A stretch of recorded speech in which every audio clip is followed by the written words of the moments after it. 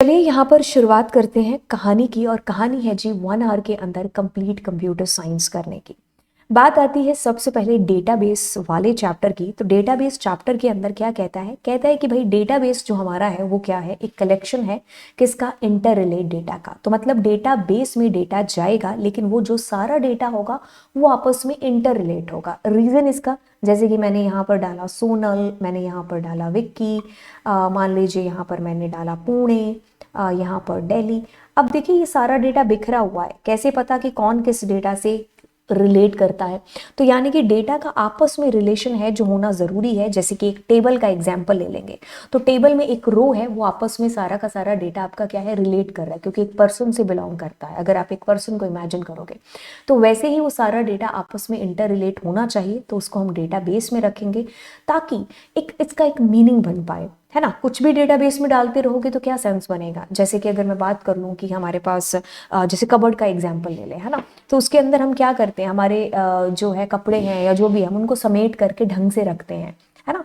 तो बात है कि अगर हम उनको उथल पुथल करके रखेंगे तो फिर उसका क्या सेंस। वही चीज़ यहाँ पर है कि डेटा को आपको तमीज़ के साथ में, आपको समेट करके नहीं रखना, बट येस जो भी आप डेटा डाल रहे हो ना उसका एक मीनिंग, एक सेंस है जो बन करके आए।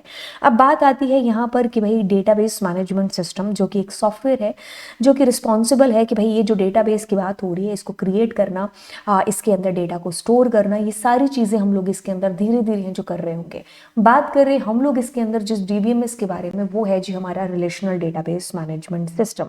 सो किस्से और कहानियाँ कुछ ऐसी हैं कि भाई जब हम आरडीबीएमएस की बात करते हैं तो आर का मतलब है जी रिलेशन, रिलेशन से मतलब है हमारा कि हम टेबल के बारे में बात कर रहे हैं। अब देखिए टेबल के अंदर की बात होगी तो यानी कि हम लोग जो है कॉलम्स और रोज की बात कर रहे होंगे।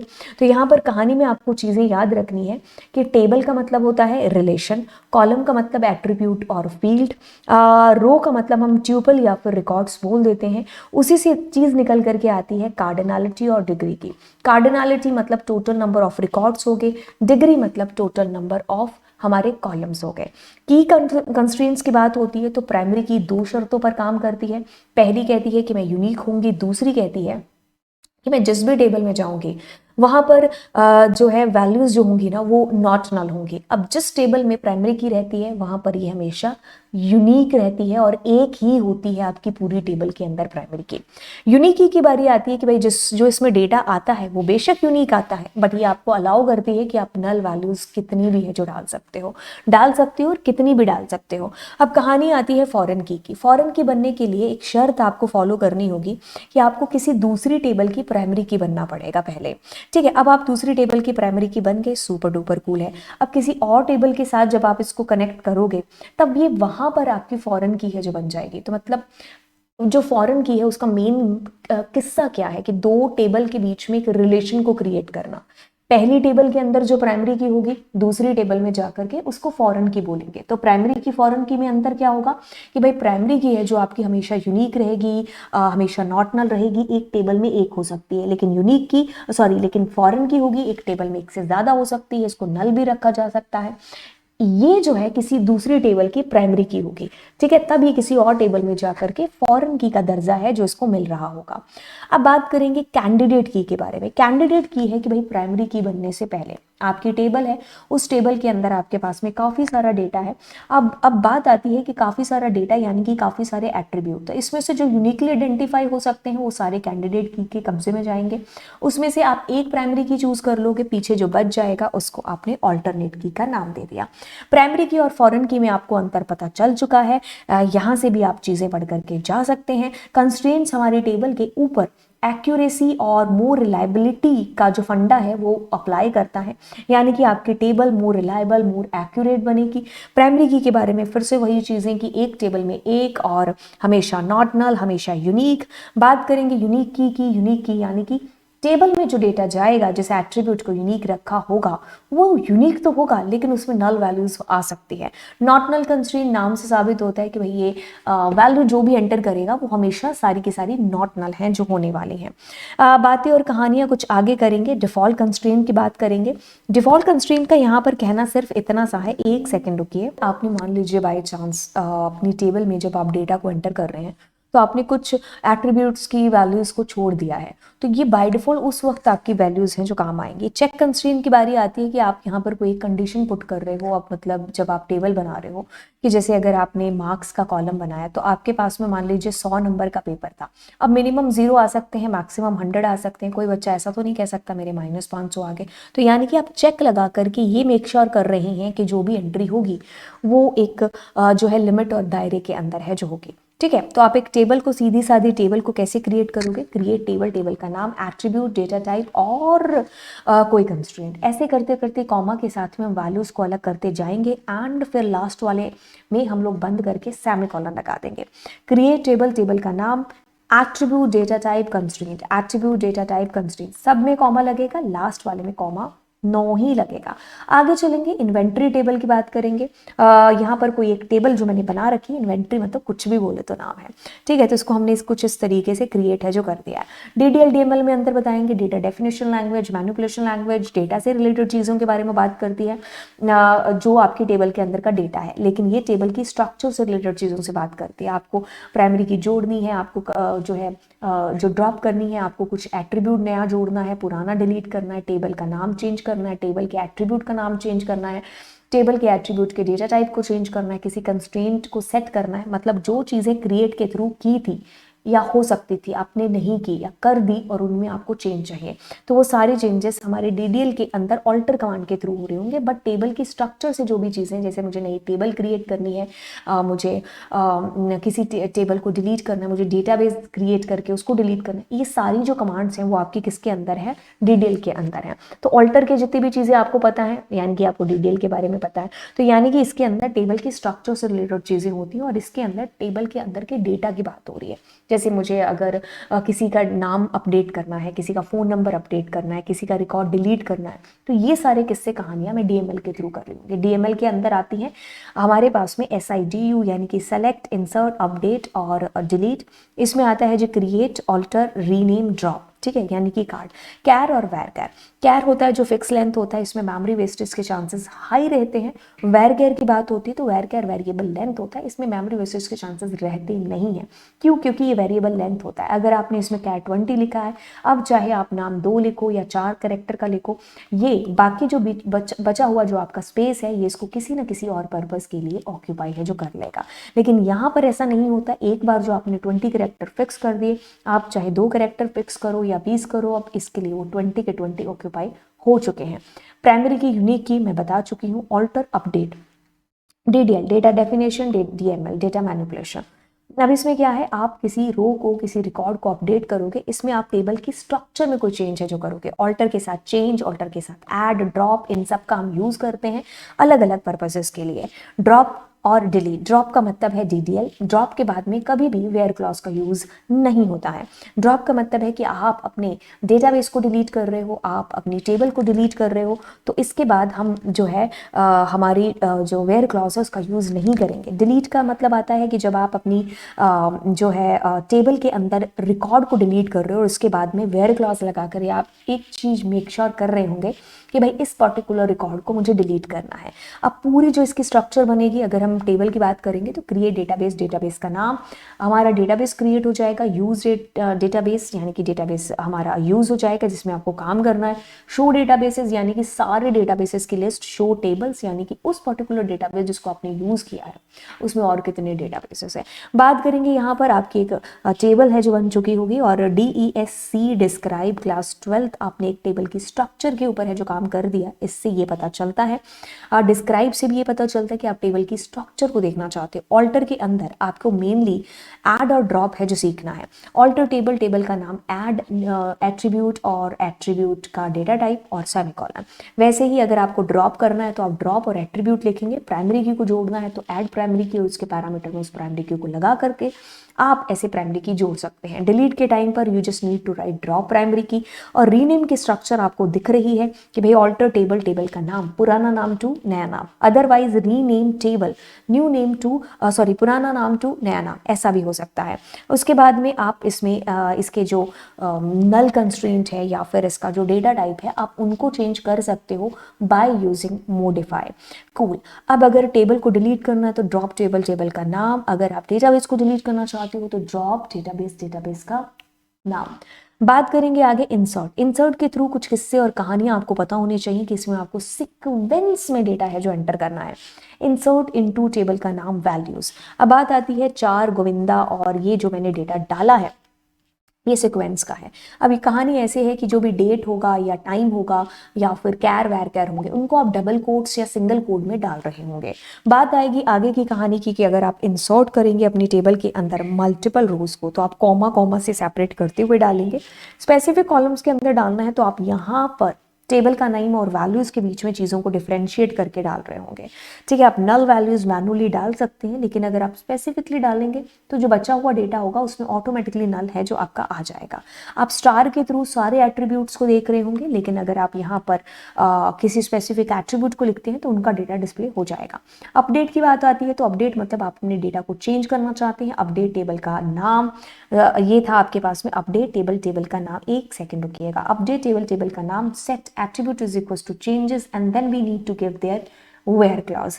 इसका मतलब है कि हम अपने डेटाबेस में उस पर्टिकुलर रिकॉर्ड को चेंज कर चुके होंगे। वैसे ही डिलीट में आता है, डिलीट, डिलीट का दोस्त है फ्रॉम, एंड फ्रॉम के बाद में टेबल का नाम, और अगर आपने सेमीकोलन लगा दिया तो आपकी टेबल की स्ट्रक्चर तो रहेगी, डेटा सारा डिलीट हो चुका होगा, लेकिन हम यहाँ पर बचने के लिए वेयर क्लॉज के थ्रू कंडीशन है जो पुट कर देते हैं अगर उसमें कंडीशनल दे रखा है। अब बात आती है इन बिटवीन। बिटवीन एंड का यूज होता है एक रेंज के लिए। जैसे मैंने कहा कि मुझे 2005 से लेकर के और 2006 तक का डेटा है जो मुझे देखना है, तो बात आती है कि आप बिटवीन एंड यानी कि ये दोनों आपके इंक्लूड हो चुके होंगे। आप टाइम कुछ भी है जो यहाँ पर दे सकते हो। बात आती है यहाँ पर स्ट्रिंग की, पैटर्न की, मैचिंग की, तो मैच करो यानी कि यहाँ कुछ भी श्योर नहीं है। तो बात होती है सबसे पहले अगर हम यहाँ पर परसेंट ए, तो यानी कि आपका नाम ए भी हो सकता है और ए कहीं पर भी हो सकता है। अगर A% लिखा है तो ए भी हो सकता है और स्टार्टिंग में ए होगा ही होगा। अगर बात आती है कि भाई जो है एंडिंग, एंडिंग में ए है तो ए भी हो सकता है और आखिर में एंड होगा ही होगा। ए और बी बीच में परसेंट है तो शुरू ए खत्म बी, बट बीच में कुछ भी हो सकता है और हो सकता है ए भी हो। बात करेंगे अंडरस्कोर की। अंडरस्कोर यानी कि हम अंडरस्कोर देख करके ये चीज श्योर कर रहे हैं कि कितना आएगा, क्या आएगा हमें नहीं पता। अगर मैं अंडरस्कोर ए तो इट मीन्स कि मेरा नाम का जो सेकंड लेटर है वो ए है और उससे पहले वाला हम का नहीं पता है। बट परसेंट से ये चीज़ पता चलती कुछ हो भी सकता है और नहीं भी हो सकता। परसेंट ए अंडरस्कोर का मतलब है कि सेकंड लास्ट लेटर आपका ए है, बट ए से पहले क्या है पता नहीं, हो भी सकता है और नहीं भी हो सकता। इन और नॉट इन, इन के अंदर अगर मैंने एक सेम एट्रीब्यूट के अंदर मेरे को हाउस और ग्रीन हाउस चाहिए तो मैं इसको इन के थ्रू डिफरेंशिएट कर पाऊंगी क्योंकि ये इजी बैठेगा। अदरवाइज आप और से चीजें कर रहे होंगे तो भी आपको कोई रोक नहीं रहा होगा। नॉट इन का यूज जब आएगा तो house not is equal to red and करके आप चीजों को लिख रहे होंगे, अदरवाइज चीजें वैसे भी नॉट इन के थ्रू इजी पड़ जाएंगी। नल, नल के साथ इसका यूजेज होता है। ऑर्डर बाय आपका सीक्वेंस के लिए यूज होता है, तो यानी कि ऑर्डर बाय के अंदर आप असेंडिंग या डिसेंडिंग ऑर्डर में अपने डेटा को सॉर्ट आउट करा सकते हैं। बाय डिफॉल्ट ASC होगा और अगर हम डिसेंडिंग की बात करेंगे तो DESC कीवर्ड यूज करना होगा। एग्रीगेट फंक्शंस जिनका बेसिकली यूज होता है एक भरे पूरे ग्रुप के ऊपर, दैट्स वाई हम इनको ज्यादातर ग्रुप्स के साथ भी यूज, ग्रुप बाय के साथ भी यूज करते हैं, बट ग्रुप बाय के बिना भी हम इनको यूज करते ही हैं। खैर लेकिन अगर बात करेंगे इनकी, ये सारे के सारे फंक्शंस हैं जिनकी नल के साथ नहीं बनती है। स्टार है किंग की तरह, कहता है कि मैं सबको काउंट करूंगा। तो बात करेंगे यहाँ पर ग्रुप बाय और हैविंग के बारे में। ग्रुप बाय का बेसिकली यूज होगा कि आप ग्रुप के ऊपर इसको अप्लाई कर रहे होंगे, तो बेसिकली इसकी जो कमांड्स यूज होती होंगी वो कुछ इस प्रकार से है कि इसमें आपको किसी न किसी टेबल के अंदर ऐसा जरूर गया बताया होगा कि भाई आपको किसी एग्रीगेट फंक्शंस को यूज करना है एंड उसके बाद में आपको उस ऑपरेशन को किसी न किसी एक ग्रुप पर अप्लाई करने के लिए जरूर बोला होगा। तो आमतौर पर ग्रुप बाय के बाद में आप जो चीज लिखते हो उसको आप सेलेक्ट पर लिख करके किसी एक एग्रीगेट फंक्शन से आप फ्रॉम का यूज करते हो अपनी क्वेरी को सम अप कर देते हैं। तो ये आपके पास ग्रुप बाय को आपको ध्यान से रखना है। कुछ टिप्स अगर आप मुझसे पूछेंगे तो मैं आपको बताऊंगी कि आप पहले क्वेरी को पढ़िए, फिर टेबल को देखें, फिर क्वेरी को देखें, फिर टेबल को देखें। उसके बाद में आप अपनी टूटी फूटी क्वेरी जनरेट करें, फिर से आप टेबल और अपनी क्वेश्चन को देखें। डेफिनेटली अगली बार आप एक सही क्वेरी है जो बना रहे होंगे। अगर आप थोड़े से कच्चे हैं अदरवाइज इतना देखने की जरूरत पड़ेगी नहीं। ओके, तो अंतर आता है काउंट स्टार के बीच में। अगर मैं स्टार का यूज करूंगी तो मुझे यहाँ पर 1 2 3 आएगा। अगर मैंने ये किया तो मुझे सॉरी हमने उल्टा बता दिया। अगर हमने स्टार का यूज किया है तो 1 2 3 4, तो मतलब ये 4 कहेगा और ये क्या करेगा, 3 हमें आंसर करेगा, क्योंकि 9 नैन वैल्यूज को हमें काउंट करके बताता है। जी हाँ, ओके। हैविंग का यूज होगा आपके ग्रुप बाय के बाद में, जो भी टेबल जनरेट होगा उसके बाद में आप उसको अप्लाई कर रहे होंगे। आगे चलेंगे। काउंट स्टार आपको बता दिया है। जॉइन के अंदर आपके पास में आता है कार्टेशियन प्रोडक्ट। कार्टेशियन प्रोडक्ट में रोज रोज मल्टीप्लाई, कॉलम और कॉलम आपके जुड़ रहे होंगे, ठीक है। तो इसमें देखिए सबसे जो मेन इंपॉर्टेंट चीज वो ये वाली कि जैसे आपने अगर मान लो शेड्स और कलर बाद में रखा है, ये देखिए रिपीट हो रहा होगा। इसका हर एक एट्रीब्यूट दूसरी टेबल के साथ आ रहा है। यहाँ कलर पहले रखा है, शेड बाद में रखा है, तो रिपीटेशन आपको ये थोड़ा सा पता लगाना है। रोज रोज मल्टीप्लाई एंड कॉलम्स और कॉलम्स जुड़ जाते हैं। तो बेसिकली ये सारे एग्जाम्पल जो स्क्रीन पर दिखाई दे रही है आपके कार्टेशियन प्रोडक्ट के ही हैं, ठीक है। और अगर हम यहाँ पर इनके बाद कोई एक वेयर क्लॉज से कंडीशन लगा देंगे तो वो इक्वी ज्वाइन हो जाएगा। और अगर हम इनके बीच में यहाँ एक नेचुरल शब्द लिख देंगे, नेचुरल ज्वाइन, तो वो हमारा नेचुरल ज्वाइन हो जाएगा, क्योंकि इसमें रिपीट नहीं हो रहे होंगे सिमिलर नेम के कॉलम्स। माई एसक्यूएल कनेक्टर की बात करेंगे तो देखिए आपको इसका एक जो है ओवरव्यू याद रखना। My SQL dot connector, my SQL dot connector dot connect, 4 सेनापति, इनको याद रखना, छोटू में लिखना ABCD में। उसके बाद बात करेंगे तो यहाँ पर आप कर्जल कॉल करके फिर क्वेरी को कॉल करेंगे, ठीक है। अब चारों कनेक्टर इसके सेनापति जिनको आपको याद रखना, पिप install Panda, sorry pip install my SQL connector आपको याद रखना। इस कनेक्टर ट्रू फॉल्स बूलियन में आंसर करेगा कि भाई अगर आपका कनेक्शन हो गया तो ट्रू, नहीं तो फॉल्स। राइट, ये चारों चीज़ें क्लॉज से आप क्लॉज कर रहे होंगे। और अगर आप फैच मैनी फैच ऑल के बारे में बात कर रहे होंगे तो ये आपको ट्यूपल में आंसर करेगा। ये लिस्ट ऑफ ट्यूपल है, ये लिस्ट ऑफ ट्यूपल है। बाय डिफॉल्ट एक रिकॉर्ड फैच करके देता है, लिस्ट ऑफ ट्यूपल की फॉर्म मिला करके देता है। रो काउंट आपका कोई फंक्शन नहीं है, दैट्स एन एट्रीब्यूट। वो सिर्फ एक जो है चौकीदार की तरह काम करता है कि इस बिल्डिंग में कौन आया कौन गया। तो मतलब गया की बात नहीं करता है, वो ये बात करता है कि आपने fetch many fetch all fetch one से टोटल कितने रिकॉर्ड्स हैं जिनको फैच कर लिया है। तो ये सिर्फ ये वाली चीज़ है जो आपको बेसिकली बता रहा होता है, ठीक है। तो ये कहानी हमारी रही किसकी, हमारे डेटाबेस मैनेजमेंट सिस्टम के बारे में। चलिए अब हम कहानी का रुख थोड़ा सा और आगे बदलते हैं। सो समरी के तौर पर हम इन सारी चीज़ों को देख लेते हैं, क्योंकि हमारी प्लस की क्लासेस में भी चीज़ें हैं जो हो चुकी हैं। तो देखिए सबसे पहले हम लोग इस समरी के अंदर लेकर के आते हैं किसको, कि हम जो क्रिएट कैसे कर सकते हैं किसी डेटाबेस को। क्रिएट टेबल का नाम, डेटाबेस के अंदर उसको यूज़ करना है तो यूज़ डेटाबेस का नाम। अगर मैं लिस्ट देखना चाहती हूँ कि मेरे पास पर्टिकुलर जितने भी डेटाबेसेस हैं उन कितने डेटाबेसेस हैं, तो मैं सबकी लिस्ट देखना चाहती हूँ। मैं एक डेटाबेस को यूज़ कर बैठी हूँ, उसके बाद उस डेटाबेस के अंदर कितनी टेबल्स हैं मैं उसको देखना चाहती हूँ। फॉर दैट अब आपने क्या किया, क्रिएट टेबल का नाम। मैंने क्या किया, देखिए एक टेबल को क्रिएट किया है। क्रिएट टेबल का नाम, curly bracket on, sorry bracket on और ब्रैकेट क्लोज और semicolon, attribute data type constraint comma, attribute data type constraint comma, attribute data type constraint comma, attribute data type constraint comma. Constraint इसमें लगाया नहीं है, ठीक है। तो ऐसे ही आप बिटवीन का यूज़ कर रहे होंगे किसके साथ में, चेक के अंदर जैसे आपने लगाया, ठीक है। डिफॉल्ट कंस्ट्रेंट देखिए आपका जो है यहाँ पर फ्लोट है तो आप फ्लोट वैल्यू दें। देन मैंने टाइम दे दिया, कैरेक्टर 1 दे दिया। एक कैरेक्टर देने की ज़रूरत थी भी नहीं, आप कैर भी लिख सकते थे सीधा। क्यों, क्योंकि इसमें 1 कैरेक्टर आपका ऑटोमेटिकली बाय डिफॉल्ट होता है। डिस्क्राइब और DESC टेबल की स्ट्रक्चर को देखने के लिए बनाए जाते हैं या यूज़ होते हैं। सिंगल रो के बारे में भी मैंने आपको बता दिया था कि भाई अगर आपको एक सिंगल रो इंसर्ट करनी है तो आपको सबसे पहले एक सीक्वेंस याद करना होगा, या पूरी इंसर्ट कमांड में हम सीक्वेंस को याद रख रहे होते हैं, ठीक है। इंसर्ट इनटू टेबल का नाम और वैल्यूज रिस्पेक्टिवली, ये वैल्यूज आपकी उन एट्रीब्यूट्स के जाकर अंदर जाकर के फिट हो जाएगी।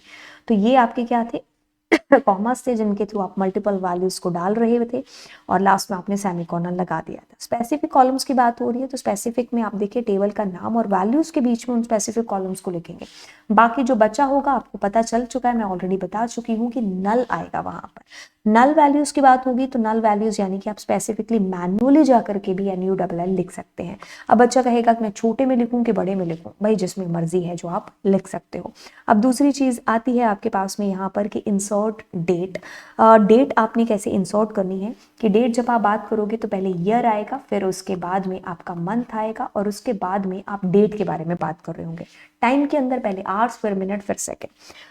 ऐसे ही हम कुछ आगे चलेंगे। जब आपको किसी स्पेसिफिक का नाम देना है तो आप ऐसे लिखेंगे, लेकिन अगर आपको सारे रिकॉर्ड्स को करना है तो आप स्टार लिखेंगे।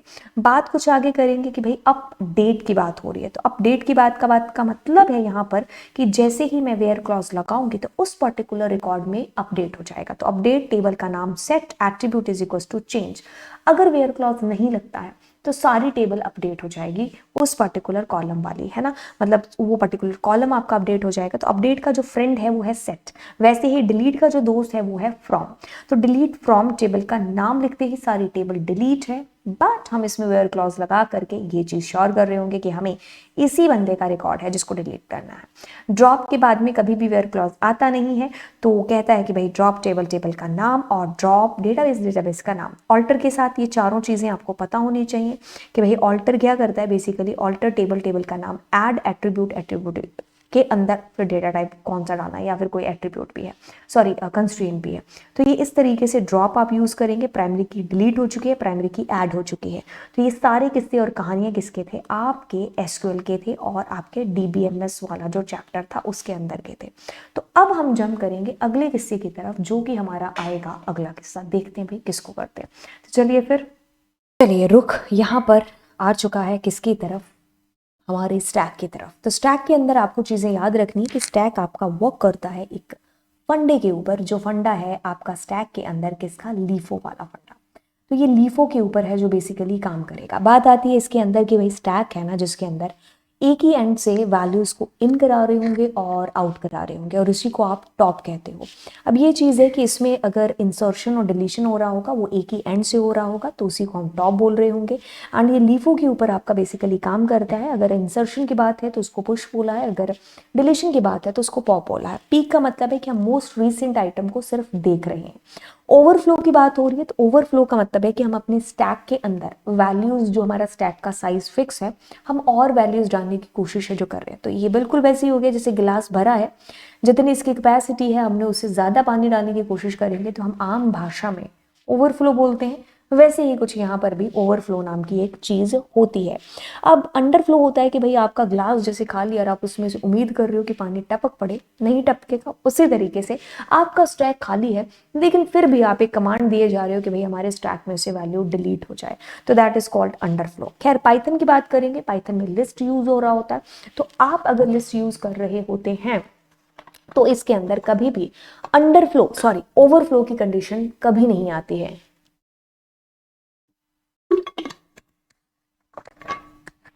राइट, ये चीज हमें ध्यान में रखनी है। अब पुश की बात है तो पुश यानी कि वैल्यूज को इंसर्ट करेंगे, पॉप यानी कि डिलीट करेंगे। कुछ इस तरीके से खेला जाएगा कि वैल्यूज को एंटर किया जाएगा, वैल्यूज को डिलीट किया जाएगा और एक ही एंड से, and that's called your pop. ठीक है, कहानी है कि इन चारों ऑपरेशंस के बारे में, पुश करेंगे यानी कि अपेंड का यूज करेंगे, पॉप यानी कि पॉप का यूज करेंगे, बट मेक श्योर कर लें कि उसमें आप चेक कर रहे हैं कि आपका स्टैक खाली है या नहीं है। बातों को कुछ आगे लेकर के पीक यानी कि आप वैल्यूज को देख रहे हैं कि भाई लास्ट मोस्ट रीसेंट वैल्यू आपने कौन सी एंटर की है। डिस्प्ले की बात हो रही है तो डिस्प्ले के अंदर आप अपने स्टैक को उल्टा पुल्टा है जो प्रिंट कराएंगे, यानी कि आपका स्टैक इसके ऊपर काम करता है जी, लीफो के ऊपर काम करता है, तो आप उल्टा अपना स्टैक प्रिंट करा रहे होंगे लूप के थ्रू। तो चलिए बातों को थोड़ा सा और आगे लेकर के चलते हैं और यहाँ पर हम लोग जो है बात कर लेते हैं हमारे वर्किंग विद फंक्शन चैप्टर के बारे में। अब देखिए वर्किंग विद फंक्शन चैप्टर की बात करोगे तो इसमें सबसे पहले यू शुड नो कि इसका स्ट्रक्चर क्या है, हमारे किसका, फंक्शंस का।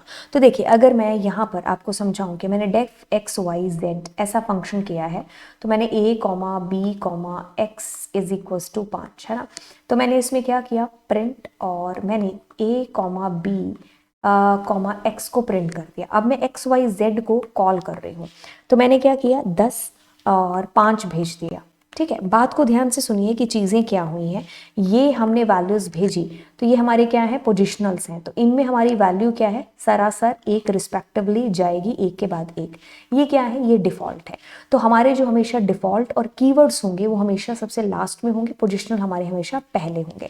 तो बस कुछ नहीं है, ये एक इसका स्ट्रक्चर है हमारे फंक्शंस का। हमने फंक्शन को डेफ कीवर्ड से एक खुद का नाम दे करके बनाया, उसमें जो भी काम है जो हम कर रहे हैं, this is called function call. ये जो दोनों है ये हमारे आर्ग्यूमेंट है, इन्हीं को हमने एक्चुअल आर्ग्यूमेंट पैरामीटर बोला है। एक्चुअल आर्ग्यूमेंट और एक्चुअल पैरामीटर ये हमारे क्या है, फॉर्मल है, फॉर्मल पैरामीटर या फॉर्मल आर्ग्यूमेंट बोल सकते हो।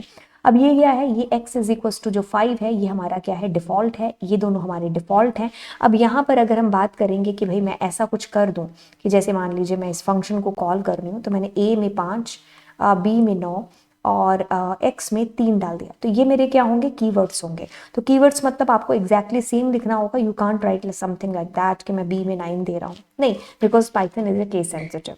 ठीक है, तो ये चीज़ आपको ध्यान रखनी है। अब कुछ फंक्शंस ऐसे होते हैं कि जो आपको आंसर वापस रिटर्न कराते हैं, x y z, और जैसे मैंने इसमें a कॉमा b है, तो अब मैं यहाँ पर प्रिंट कराने की बजाय आपका आंसर आपको वापस रिटर्न कर रही हूँ। तो रिटर्न में आप कुछ भी भेज सकते हो, आप डिक्शनरी, ट्यूपल, कुछ भी। लेकिन अगर आप मल्टीपल आइटम्स रिटर्न करोगे तो वो क्या होगा कि ट्यूपल की फॉर्म में एक्सेप्ट हो रहे होंगे। तो यहाँ पर जैसे मैंने x इज इक्वल टू आपका एक्स वाई जेड फंक्शन ले लिया, तो यहाँ पर वैल्यू मेरी i इसके थ्रू इसमें गई। अब आप इसको प्रिंट कर लीजिए। ठीक है, तो बातें कहानियाँ कुछ इस तरीके से हैं। अब इसमें आपको कुछ चीज़ और भी याद रखनी है। कौन से वाली याद रखनी है, ग्लोबल और लोकल वाली। देखिए सबसे छोटा जो स्पेस स्कोप होता है वो होता है लोकल का। जैसे मैंने डेफ किया एक्स वाई जेड और मैंने किया यहाँ पर एक्स, और मैंने अब या फिर एक्स यहाँ पर रहने दो, हम यहाँ पर कर लेते हैं एक्स इज इक्वल टू 5 और प्रिंट करोगे किसको, 5 को, है ना, सॉरी एक्स को। अब मैंने यहाँ पर किया X is equal to 9, print कर दो किसको, एक्स को, और एक्स वाई जेड हमारा कॉल हो जाए और प्रिंट कर दो किसको, एक्स को। अब देखिए कहानी और किस्सा कुछ ऐसा कहता है कि आप यहाँ से यहाँ वैल्यू लेकर के, नहीं सॉरी, यहाँ वैल्यू लेकर के नहीं गए, यहाँ आपने प्रिंट कराई है विच इज 9। यहाँ की अगर आप बात करते हो तो अब आप यहाँ से 9 लेकर के गए, नहीं भी लेकर के गए कोई प्रॉब्लम नहीं, क्योंकि हम एक्सेप्ट ही नहीं कर रहे। लेकिन ये क्या है, ये आपका लोकल है, लोकल की जो लाइफ है वो इसी के अंदर है। इस x इक्वल टू 5 को हम प्रिंट करेंगे, लेकिन इसको बाहर की दुनिया में कोई भी नहीं जानता। ये क्या है, ये ग्लोबल है। ग्लोबल आपके पूरे प्रोग्राम के अंदर जाना जाता है। आप प्रोग्राम फंक्शन के अंदर बाहर कहीं पर भी उसको यूज कर सकते हैं। ठीक है, तो अब यहाँ से जब x आएगा तो ये आपके पास 9 ही प्रिंट करा रहा होगा। तो 939 नाम से कुछ आपके पास में चीजें प्रिंट हो रही होंगी। तो बातों को कुछ आगे लेकर के जाएंगे, और यहाँ पर देखिए डेफ एक्स वाई जेड। और अब आपको जो है मैं यहाँ पर कहती हूँ कि अगर मैंने प्रिंट और किया क्या a, और a इज इक्वल्स टू 5, और मैं एक्स वाई जेड को कॉल करती हूँ। बात ऐसी है कि ये आपका क्या है, ग्लोबल। आप अंदर यूज तो कर सकते हो, दैट मीन्स कि 5 प्रिंट तो होगा, बट लेट सपोज आप a में कुछ चेंज कर रहे हो, तो ये पॉसिबल नहीं है। For that you need to use their keyword which name is global keyword. तो आप यहाँ पर ग्लोबल कीवर्ड का यूज करते हुए अपने जो है a उसके अंदर चेंज कर सकते हो। तो मतलब ग्लोबल में चेंज करने के लिए हमें ग्लोबल कीवर्ड का यूज करना पड़ेगा। सबसे छोटा जो स्कोप होता है वो किसका होता है, लोकल का। फिर आपके पास एनक्लोजिंग यानी कि फंक्शन में जब फंक्शन यूज करते हैं, फिर आपके पास में ग्लोबल है, फिर बिल्ट इन है। ठीक है, और ये वाली चीज उसके बाद में रिटर्न। रिटर्न आपके फंक्शन की लास्ट स्टेटमेंट होता है, जहां पर भी आपने रिटर्न लिखा है उसके बाद कभी भी आप उसको यूज जो है मतलब उसके बाद जो भी आप करोगे वो आपका रन बेसिकली नहीं हो रहा होता है। ठीक है, तो रिटर्न आपके फंक्शन की लास्ट स्टेटमेंट। आपके फंक्शन कॉल के अंदर जो आर्ग्यूमेंट्स होते हैं उनको आप एक्चुअल आर्ग्यूमेंट भी बोल देते हो, और फंक्शन की डेफिनेशन में जो पैरामीटर्स होते हैं उनको आप फॉर्मल पैरामीटर भी है जो बोल देते हो।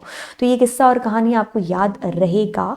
ठीक है मैम, आगे हम कहानी को बढ़ाएंगे। हमने स्टैक भी कर लिया, ये भी कर लिया, और अब हम फाइल हैंडलिंग की तरफ है, जिसको हम जंप कर ही देते हैं। फाइल हैंडलिंग में सबसे पहले बात आती है कि होपफुली आप लोगों ने ये सारी प्लेलिस्ट है जो देख ली होगी। आगे देखिए मोड की बात होती है, आर मोड, डब्ल्यू मोड और ए मोड और एक्स मोड। ये तीनों मोड राइटिंग के लिए यूज होंगे, ये रीडिंग के लिए। इसमें फाइल पॉइंटर बिगनिंग में होगा। आपका अगर फाइल एग्जिस्ट नहीं करता है तो फाइल नॉट फाउंड एरर आएगा।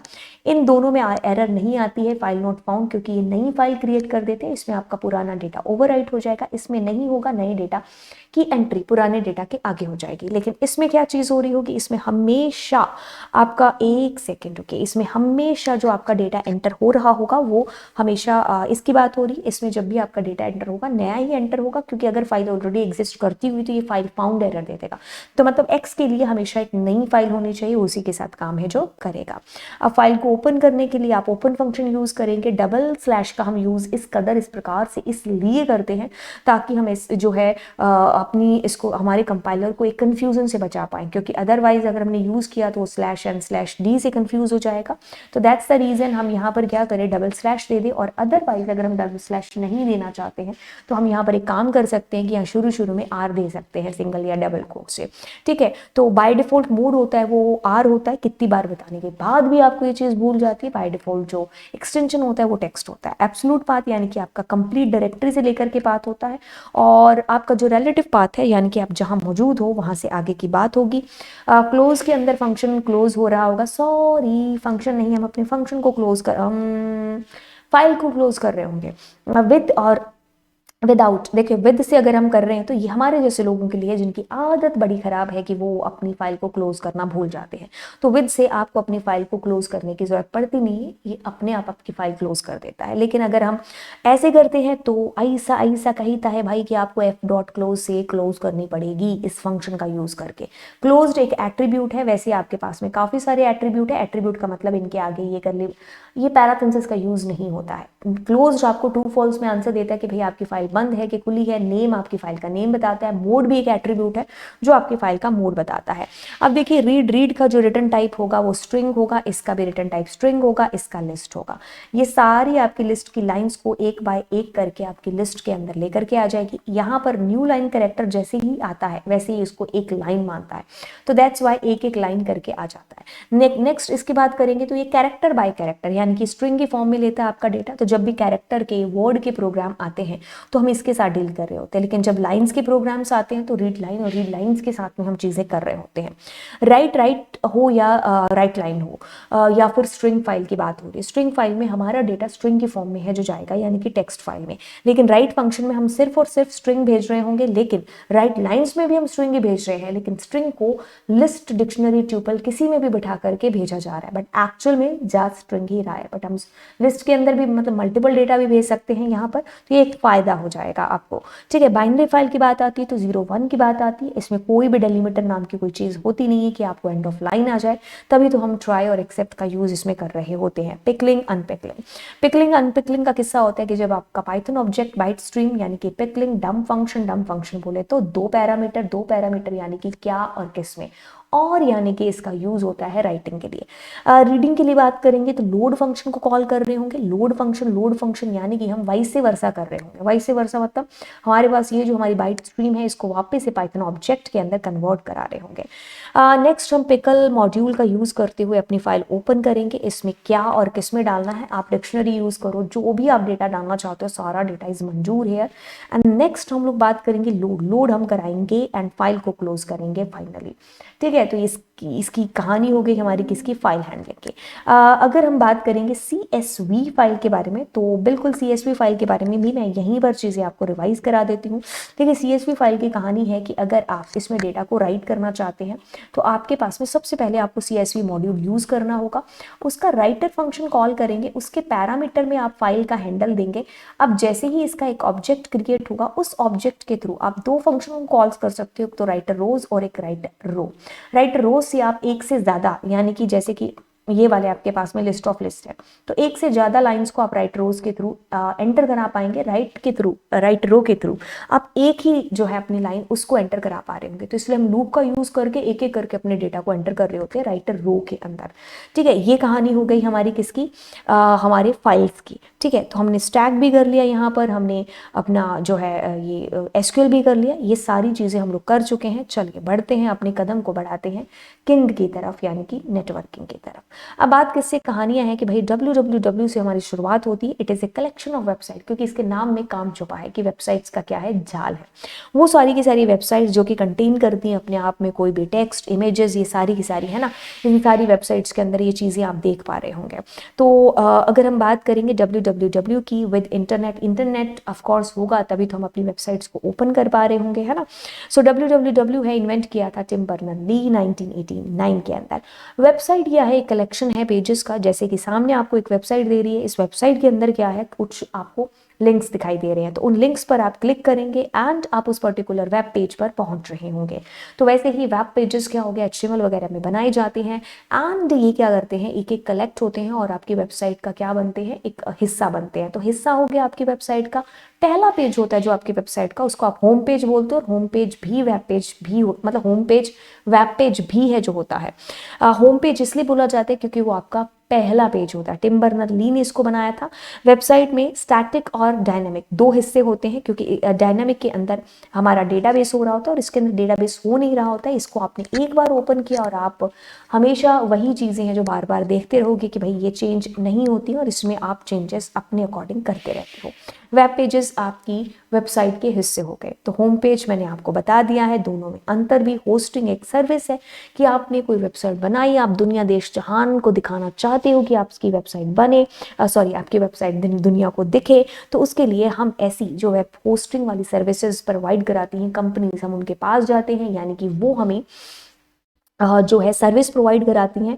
और जैसे गो डैडी हो गया, जस्ट होस्ट हो गया, होस्ट पापा हो गया, तो ऐसी बहुत सारी आपको होस्टिंग सर्विसेज कंपनीज हैं जो देखने में मिल जाएंगे। ब्राउज़र एक एप्लीकेशन सॉफ्टवेयर है जिसके थ्रू हम इंटरनेट कोई वेबसाइट है जिसके साथ हम कनेक्ट हो पा रहे होंगे, यानी कि वेबसाइट वगैरह को ओपन कर पा रहे होंगे। जैसे फिलहाल के लिए अगर आप डेस्कटॉप पर मुझे देख रहे हैं तो आपने एक ब्राउज़र यानी कि गूगल क्रोम हो गया, मोजिला फायरफॉक्स, ओपेरा, एज है ना, तो माइक्रोसॉफ्ट एज, तो इनको आपने डाउनलोड है जो किया होगा। अब हाथ पर तो इंटरनेट चलाएंगे नहीं, ऑफ कोर्स आपने इन्हीं को डाउनलोड किया एंड उसके बाद हम इनका यूज़ करते हुए अपने ब्राउज़र के ऊपर कोई भी वेबसाइट HTML पेज ओपन कर पा रहे होंगे।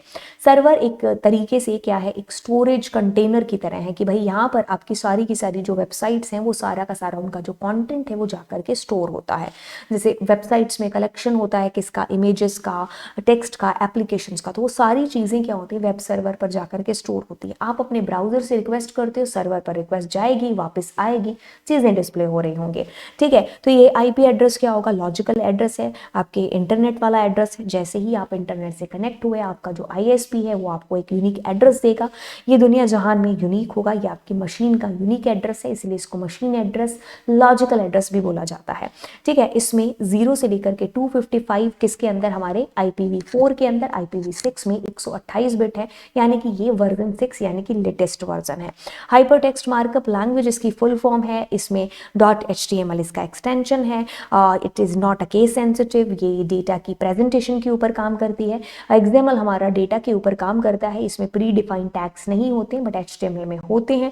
केस सेंसिटिव होती है ये, और इसमें आप खुद के टैग भी क्रिएट कर सकते हो। ये सारी चीज़ें, URL आपकी वेबसाइट का एक पूरा पर्टिकुलर एड्रेस जो कि यूनिक होगा। जैसे कि इस क्लास का जो लिंक है वो URL अगर मैं किसी और को भेजूंगी तो वो मेरी क्लास में जाएगा, किसी और की क्लास में नहीं आएगा। तो यानी कि उस बात तक पहुंचने का, उस मीडियम तक, मतलब उस वहां तक पहुंचने का एक मीडियम, एक कह सकते हो पूरा पाथ, ठीक है। डोमेन नेम क्या हो गया कि भाई अगर हम बात करें किसी भी वेबसाइट की तो उसको एक उसका यूनिक एड्रेस, IP एड्रेस मिला होगा, लेकिन वो इतने बड़े बड़े नंबर हमारे लिए याद कर पाना इज वेरी वेरी टफ। तो हम क्या करते हैं, हम अपनी वेबसाइट्स के डोमेन नेम खरीदते हैं, तो ये भी दुनिया में क्या होते हैं, यूनिक होते हैं। अब ऐसा है कि हमें जो IP एड्रेसेस को याद ना रखना पड़े, क्योंकि इट्स वेरी वेरी टफ हमारी आम जनता, आम ह्यूमन के लिए, तो इसलिए हम उनको एक रैपर यानी कि एक डोमेन है जो दे देते हैं। तो डोमेन हमारी URL के अंदर ही होगा, जो कि दुनिया जहान भर में क्या होगा, यूनिक होगा। तो ये चीज़ आपके पास में हो गई यहाँ पर। एंड जैसे कि अगर हम बात करेंगे, ये बीच में आपको एक डोमेन नेम दिखाई दे रहा है एंड इसके बहुत सारे होंगे आपको टॉप लेवल डोमेन भी। एंड कुछ इस तरीके से है कि जैसे ये मेरा डोमेन, सब डोमेन, प्रोटोकॉल एंड TLD यानी कि top level domain. So voice over protocol की बात हो रही है, तो यानी कि अगर हम वॉइस कॉल वॉल की बात करते हैं तो उसमें हमारी वॉइस इधर से उधर जा रही होती है, तो ये अलाउ होता है हमारे किसके, वॉइस ओवर इंटरनेट प्रोटोकॉल के थ्रू। तो बात है कि समरी को आप इस तरीके से याद कर लेना जो भी आपके डोमेन की है। एंड मैंने पूरी कोशिश की कि आपको 1 आवर में सारी की सारी समरी है जो आपके दिमाग में फिट करते हैं। तो कैसा लगा आपको ये आपका 1 आवर? मुझे 1 आवर, देखो बोलना भी अभी देखो ऐसे जुबान में ऐसे ऐसे कर रही है ना। ओके एंड मुझे बताना नीचे कमेंट सेक्शन के अंदर यस। तो मिलेंगे आपको अगली कक्षा के अंदर। यस, अगर हाँ आपको इस लेक्चर से बहुत ही बेनिफिट मिलता है तो यस आप अपने जूनियर्स को बता रहे होंगे कि भाई वहाँ पर एक लवजीत मैम जो पढ़ाते हैं, है ना, या फिर आप इस चैनल के बारे में है जो बिल्कुल बता रहे होंगे। ठीक है, तो कहने की बात है कि आप ही एक जरिया हो अपने जूनियर्स को बताने का कि भाई इस चैनल के बारे में, है ना, आपकी कितनी सारी हेल्प है जो हम लोगों ने की है। अगर आपको ऐसा सच में लगा कि भाई आपकी बहुत सारी हेल्प है जो आप हुई है, आप एग्जाम में कुछ अच्छा है जो हम लोगों की वजह से कर पाए हो, तो आप ज़रूर इस चैनल को अपने दोस्तों तक, मित्रों तक, जो भी आपके जूनियर्स आएंगे उन तक पहुंचा रहे होंगे। बस ये काम आपने करना है, बाकी सारी चीज़ें आपके लिए हमने फिट कर दी हैं। एंड ऑल द बेस्ट आपके एग्जाम्स के लिए। डरने का नहीं है, बिल्कुल जितना डरोगे बिल्कुल पेपर उतना ही है जो आपको डराएगा। आराम से ठंडे दिमाग से पेपर को ओपन करना है, आपको देखनी है 2-4 बार चीज़ें, अपना टाइम बिल्कुल वेस्ट नहीं करना। 3 घंटे का जो टाइम होगा उसमें पूरा यूटिलाइज करना है। प्रोग्रामिंग में ज़ीरो कटिंग है जो करने की कोशिश करना। एंड अगर कटिंग हो भी जाती है तो इस चीज़ को इतना सीरियस नहीं लेना कि हमने कोई ऐसा अपराध ही है जो कर दिया है। आप रफ शीट पर पहले अपने पेपर की जो है अपने प्रोग्राम्स की एक समरी बना रहे होंगे, उसके बाद में आप उसको लिख रहे होंगे।